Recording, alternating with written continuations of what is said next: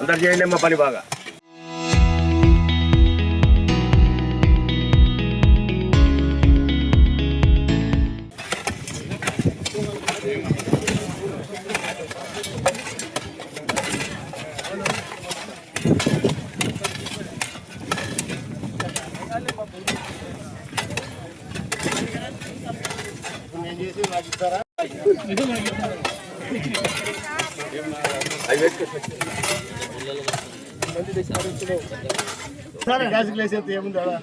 నడమ నడమ నడమ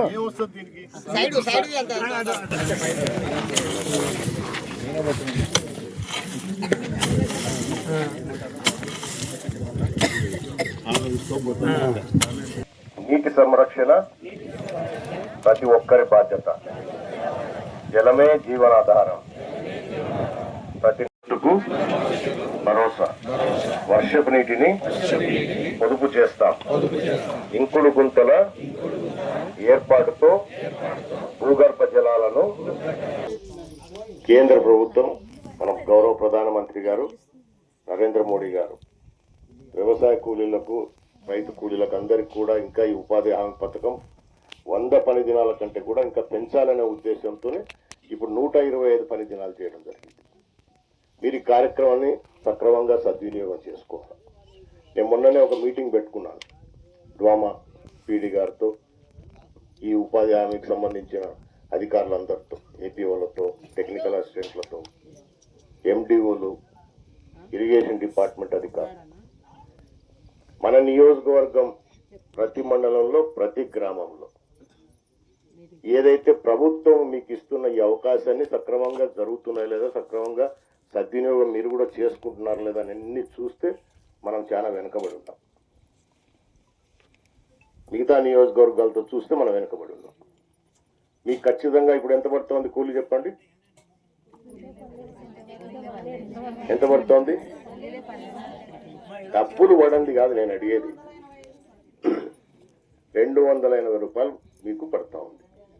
310 రూపాయల దగ్గరికి రావాలా మీరు. ఎంత డిఫరెన్స్ ఉంది? దగ్గర 25-30 రూపాయలు మీకు డిఫరెన్స్ కనిపిస్తూ ఉంది. అలాగే వర్క్ ప్రోగ్రెస్ కూడా తక్కువ ఉంది. గ్రామం వైజ్ చూస్తే ఇంకా తక్కువ ఉంది. చాలా గ్రామాలు, కొన్ని గ్రామాలు మన మండలంలో దాదాపు 18 గ్రామాలు ఉంటే సగం గ్రామాలు కూడా మనం అనుకున్న టార్గెట్ రీచ్ కావడం లేదు. దీనివల్ల మీ గ్రామాల అభివృద్ధి కూడా ఇబ్బంది వస్తుంది.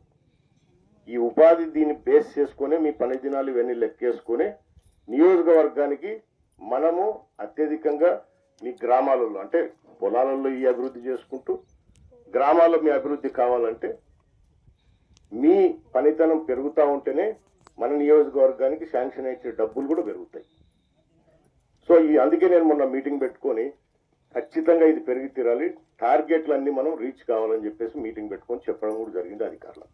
సో దాంట్లో భాగంగానే ఈ రెండు ఎన్ఆర్జీఎస్, ఇరిగేషన్ డిపార్ట్మెంటు రెండు కలిపి కంబైన్ చేసి ఇప్పుడు ఈ జలధార కార్యక్రమం కూడా గౌరవ ముఖ్యమంత్రి గారు ఏర్పాటు చేసి ఎక్కువ నిధులు మనం ఉపయోగించుకోవాలి, కేంద్రం నుంచి వచ్చే అవకాశాలన్నీ కూడా ఉపయోగించుకొని రాష్ట్రాన్ని, అంటే మీరు బాగుండాలి, రాష్ట్ర అభివృద్ధి జరగాలనే ఉద్దేశంతో ఈ కార్యక్రమం చేసుకుంటాం.